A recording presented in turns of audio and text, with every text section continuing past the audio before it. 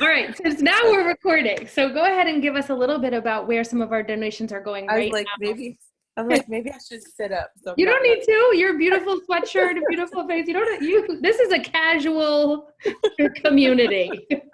I haven't washed hair, showered in days. I'm It's like, all I'm all good. laying down in my bed, like, hey. This is the new work from home. That's your office. Yeah, so the donations, like the support that people give monetarily to Mamatoto goes towards our food pantry, which we try to restock every month. So we do have families who are experiencing food insecurity. And so we try to supplement their food resources each month. And this situation has definitely, I mean, it was already an issue with families, especially families in a district. We also serve families in PG County as well. But, this continues to exacerbate the already underlying social and structural determinants that people are experiencing. We also use our donations to go towards like emergency resources. So sometimes, I mean, in this situation, people aren't being evicted, which is great, but we have actually clients who are in a process of threatened eviction. So they're in the legal process of that right now. So sometimes we do provide like emergency assistance that could be like, what do you need to stay in your home? And then let's work with you on like your budget, your financial side, so that you can maintain this home that you're in. Sometimes it's utility assistance. Sometimes our clients are living in hazardous living spaces, and it's not safe for them to be in that environment anymore. And like the advocacy part, even though we do that and we start that process, it takes too long for them to resolve the issue where that person's health is in jeopardy or the health of their children is also in jeopardy. So our resources generally go, like, those are the main things. All of our donations, we use it for clients. Like, we don't, we have a separate expense for operations, but things that our clients need. And even if that includes like mama baby supplies, so if there are things that we're not getting in terms of donations, so like car seats are things that people need a lot. Sometimes, especially with our twin moms, they need double strollers or just other things like that we can say we have this donation pot, and then we can just purchase that item for the mom and provide her with basics that she needs for herself and her baby. So that's it. That's How what do resources. women get linked up with you guys? Yeah, so it's a couple different avenues that people are coming in to our services. One of those is providers. So providers are a big supporter of ours. And then our clients, all of the clients in the home visiting program are on Medicaid. And Medicaid, we contract with Medicaid managed care organizations in the district, and they also are a source of referral. Lastly is self-referral. So, and people just hear about the program, or they had a family member or friend who utilized the service and they want to be in a program. Okay. Yeah, I think those are like the main channels. I mean, other organizations also refer. It may also be like we've had child and family services refer clients to the program, especially those who need more support. So just different avenues and different pathways that people, we get to be grateful enough to, support people on their journey to parenthood. How long have you guys been an organization? Since 2013. Yeah, well, a long time. Yeah, I was like the other day, I was Proud of you. we're like, this is sustainable. We're old. This works. We're doing it. We're doing it. Our program, like, even though we started in 2013, like, we really, really got started in like 2015, honestly. So, just really seeing the growth of the organization over the last 5 years and moving, so I have a checkered background, but like one part of my background So I'm getting my doctorate in like organizational leadership and management. And, you know, I'm just heavily interested in the sustainability of nonprofits. And so just being able to see that we're moving, you know, along that trajectory of sustainability and, you know, like really doing the work and being good stewards over the resources that we have so that this can be something that's here, you know, in the community as a resource, like, you know, beyond me. Like, I'm not, you know, I'm not going to be a Mamatoto forever, you know, and, but just knowing that I was able to be a part, you know, like have a hand in creating something that's going to be a fixture, you know, and hopefully a resource that people can trust, you know, and a resource that people know that is nurturing and non-judgmental, you know, like we have a very much like take your shoes off and lay all your burdens down space, you know? And so it's just amazing to be able to see this blossom. It's like a baby, you know? It's like, oh, look at you now. Like, oh, you can do it by yourself. Yeah. So it very much feels like we're moving into that like early, you know, that like, oh, you're a kid, you're moving into first grade, you're doing good, like you're thriving. So I feel good about where the organization is. And, you know, also just feel so blessed to have amazing like donors and supporters. Cause I think, you know, as a nonprofit, I always say that just being somebody like on a co-founder, like in a founder space, you know, it's like, it doesn't matter if you don't have people that's willing to invest in your dreams and your vision, you know, like otherwise it's just a great idea, but having people that believe in the work that we're doing or feel touched by the work that we're doing. And even if they themselves don't see that part of sometimes what people are experiencing in their own lives, but being able to align with the journey of like being a parent, you know, like it's just like being able to find those points, like I can connect here, you know? So I love that about our organization. I love that about the people who show up to support us. It just, I don't know.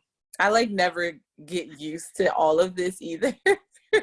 I'm just like, this is so amazing. Like, it's just, I don't know. I'm still in like an awe space. Definitely. I don't know if I'll ever get used to it, but it's been an exciting journey. And just, you know, just really always in a place of like gratefulness, you know, because it's exciting. So, yeah. You're such a gift to the world. Thank you so much for the work that you're doing. Thank you. Close, because we're doing this for Mother's Day. Will you tell some personal thoughts about mothering, whether it's your mother or grandmother or someone who mothered, or you're mothering someone or a mother in the community? Just some, like, what do you think about that big M word? Mother Earth. We're celebrating Mother Earth this Sunday. Like all the mothers. We wanted, since we were doing it online, we've always had in-person Mother's Day events, retreats, workshops. And this year I'm like, well, we're going to be online. So why can't everyone just celebrate something within Mama Earth, their own grandmother, a mother line, the way they're mothering their pets? Like, you don't have to actually be a mother of a human right now to celebrate this beautiful day. Yeah, I think, you know, motherhood, motherhood is this roller coaster of a journey. I feel like it takes you in all types of directions, both expected and unexpected, more unexpected on that aspect. And I think it's one of those like beautifully imperfect experiences that we go through that shape us in so many different ways that I don't think we fully actualize or realize. I'm still like, I'm like deep in the motherhood journey right now, you know, like I have 3 children and definitely at different phases of development. Like I have a teenager, I have a preteen, and then I have a you know, a child who's kind of just entering, like, you know, she's 7 and she's like entering that like second cycle of her own life, right? And like finding her own self, and her own voice. And, you know, it's different, mothering girls and boys, like just there's different different kind of nuances, I think, about parenting them, and just also parenting them as individual people, because their personalities are so vastly different, while also trying to, you know, like I look at everything through like a systems lens. And, you know, for me, like this journey is about savoring all of those like little moments in time, but it's also about the type of humans I want to send out into the world as adults, right? You know, and so I always, when I think about parenting, I'm like, what type of adult do I want this person to be, right? Like, is this somebody I would like to hang out with and spend time with, right? And so, or it's just like, you suck as a person, like, and that's not the type of person I want to go out into this world. And so, you know, I feel like motherhood is like raw, and I feel like it's like a blank sheet of canvas. Like, you have this baby, it's just like a blank slate. And even if you've done it like 5 times over, like every baby is like a blank canvas, right? It feels like you're just starting all over with a new person that you're gonna have to try to figure out. And but I think that when we allow it, and I think that when we extend grace and patience to both ourselves and our children, I think that motherhood allows us to see ourselves more fully. I think it allows us to be more human. I think that it activates a level of connectedness and compassion, and purpose and passion that sometimes we may have had it, but it ignites something different in us, because I think you curate this urgency to create a better space and world for your little people to grow up in, right? Yeah, like, I don't know, like motherhood is like, you know, and I know that that's not everybody's lot either, right? Like, that's not everybody's journey and path, like whether it's chosen or not, right? But I think that the choice to mother, let me say that, right? The choice that some of us have, because there's also spaces in which people are mothering under a situation where they're not choosing to be in that situation, right? But those of us who choose the path of motherhood, you know, I feel like it's like choosing the path to actualizing your purpose that is exempt from motherhood, right? Like, I don't believe that. I think that motherhood is the gateway into purpose. Like, I think that we sometimes figure out our purpose inside of like that mothering journey. I think that we birth things that maybe we wouldn't have birthed had we not taken that pathway. And I hear so many stories, like, it's like I had a kid and like my whole life transformed, and I just felt really like passionate about this one thing, right? Or I had a kid who had something going on, a special need, and like I developed this whole thing, right? And like, there's so much that I think it sparks in terms of creativity, right? But yeah, I mean, I think that as mamas, like I always say, like, be patient with ourselves, give ourselves grace. That mothering, just like being human, is it's a journey of being and becoming at all times. There's no handbook. Like, we're never gonna know all the things. Like, no matter if you have young children or old children, I think it's always it's a journey in different phases of life, and that relationship looks different in different spaces. And I think that also recognizing that our children have agency and autonomy over who they become, and we play a part in that, but it's a part. Like, they come with their own blueprint, right? That we genetically had a part in, but there's something else going on. Like, they are their own people. And I think that recognizing that as the parent, like, we were the vehicle to bring them to this earth space, but we don't own them. Like we have no ownership over them, and that it's our duty to provide safety, to provide a space of nurture and support, and also that space for them to actualize who they are as people, and to, you know, support them and encourage them to lean into their own discomforts, just like we have to do that as parents. So I always say, like, we have to be the people we want our children to become, right? And so we can't be trying to like make better people if we're not striving in the same way.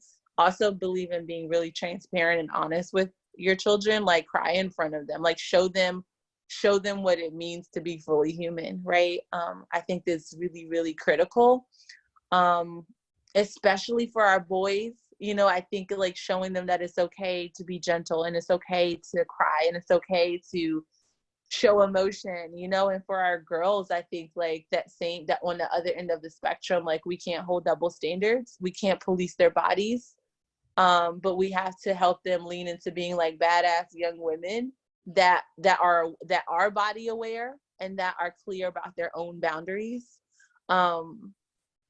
And it, like, that double standard piece is like crazy, you know, like raising boys and girls. And so I think that or however your children identify, right? I think that's the other part too, because our children may not identify as either.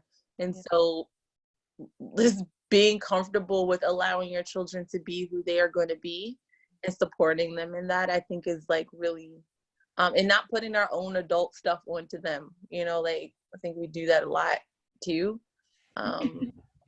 We do, like, it's like, stop putting our adult stuff. It's like, they're not even thinking that way. Like, that's your stuff, you know? So I think that, you know, I think that, like, I think that, to me, like, parenting is a bi-directional exchange.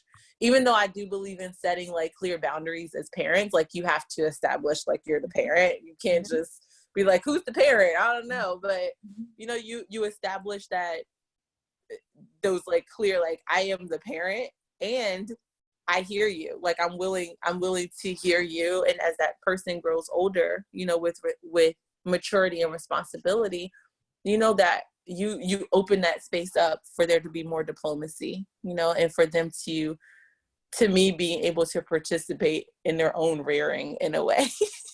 It's like, you know, it's just like discipline too. Like, just as an example, you know, it's like, at a certain age, you're old enough, and I'm like, what is the consequence that you think you should have based on what you did, right? Because at a point, it's like natural consequences, and they have to learn that.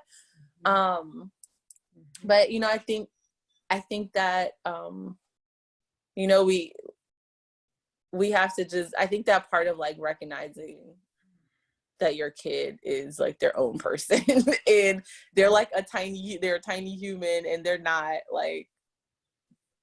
your ownership. I think it's just like to me, it's like a huge, like, okay, wait, like, this is who you are. And like, how can I support that? I think kind of is what I always tell parents. I'm like, just learn your child, learn who they are, learn how they communicate. It's no different than you would do with somebody that you just met, you know, like it's not a different dynamic, but I think we walk into that space of like, why don't you act this way? Why don't you, like, because that's not who they are.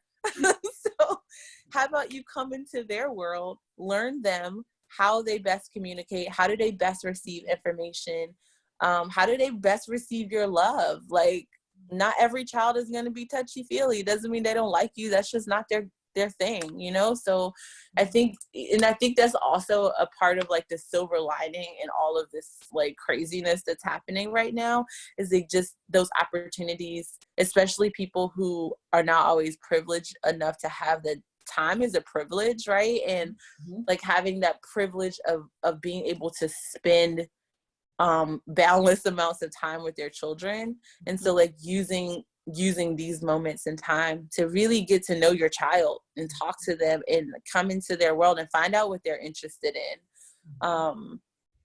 and not expecting them to act and behave in a way that's also not like age appropriate. You know, I think again, we put our adult stuff onto our kids and we're like, why don't you think or act or behave this way? They're like, because I can't. My frontal lobe isn't developed.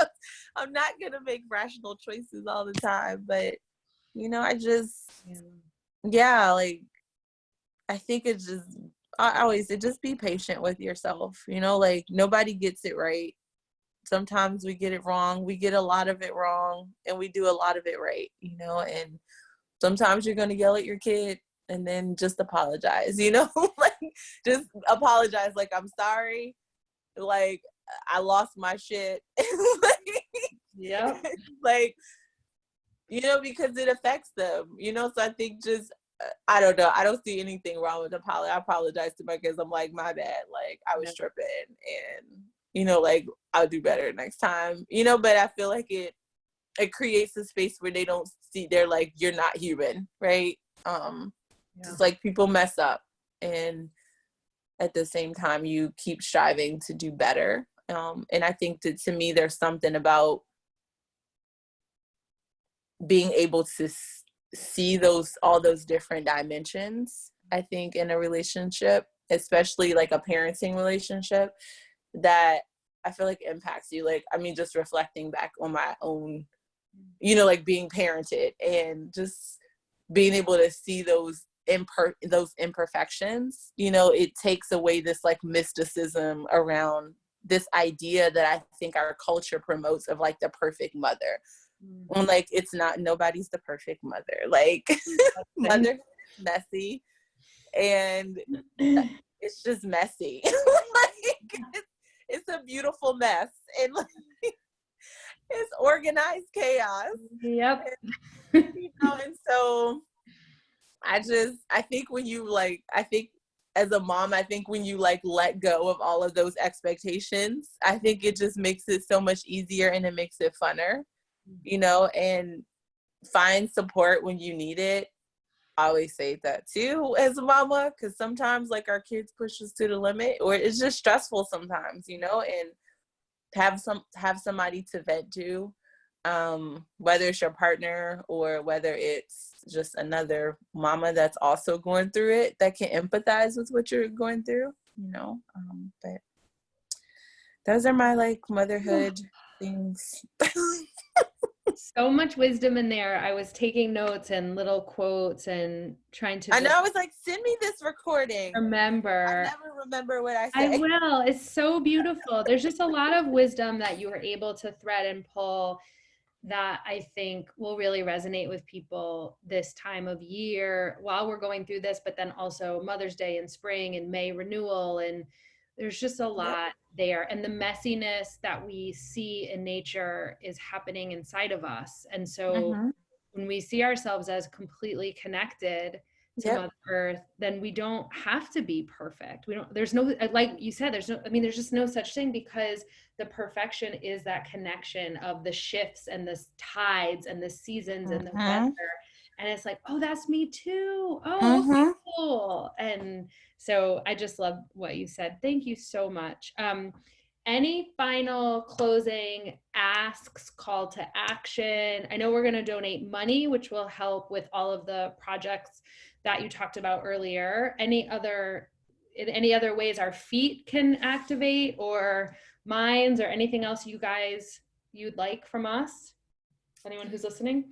I'll put links to everything so people can just easily click. So yeah.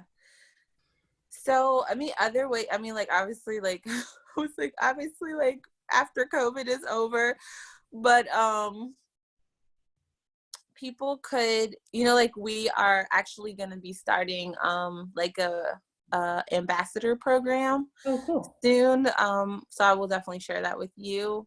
But it's basically for people who, like, want to be more a part of the organization and really want to be like an ambassador for Mamatoto, like, out in the community. And so, like, there'll be a training, but they'll also get, like, lots of Mamatoto swag and stuff. Man, tell me where to sign up. So, it's just like being able to leverage your own networks of people to really bring them into the village, and, like, just continue to grow this work so that, that moms in our community have the nurture, love, and support that they need as they are transitioning on this, like, parenthood journey, right? And that, like, mamas, regardless, like, the spectrum of mama is, like, the spectrum of mamas. Like, you know, for us, like mama is also a very, I should say, like, it's a very inclusive word. And so it doesn't just mean like female mama, you know, it, like we use that as a term to say like whether you're a trans mom or you're a non-gender conforming mama or whoever you are, and whoever you're mothering, right? Because it could be biological, it could be adoption, it could be your whatever your situation is, but you know, just making sure that mamas are getting what they need, and also what they need from a place of like authenticity. I think about like I was just sharing about the parenting journey, and not given this like romanticized like version of motherhood, because that really doesn't serve us. And if anything, it actually creates the pathways for like poor mental health, you know, when we're trying to live up to an expectation that we can never meet because it was never real in the first place. And so, you know, like we really, you know, like we're really true to that, you know, healthy mamas, healthy babies, and healthy communities, because families are the cornerstone of a healthy community, right? And if we don't have healthy people, we won't have healthy families. And so just really being able to support that journey, you know, as people are moving through that journey throughout space and time. So that's all. Thank you, thank you, thank you. Happy Mother's Day. Thank you. You as well. A nice, relaxing celebration of yourself. Yes. And all you do. Thank you. And so your much. daughter, how old is she now? Sailor's 12. Oh, you have a about to be teenager. Milo's 8, and he's gonna be 9 in July. And it's everything you said, the girl and the boy and the sensitivity and the strength and when you said you wanted to parent and raise children who become adults you want to hang out with. There are sometimes I don't want to hang out with the person that sometimes my son is right now. And so I'm being mindful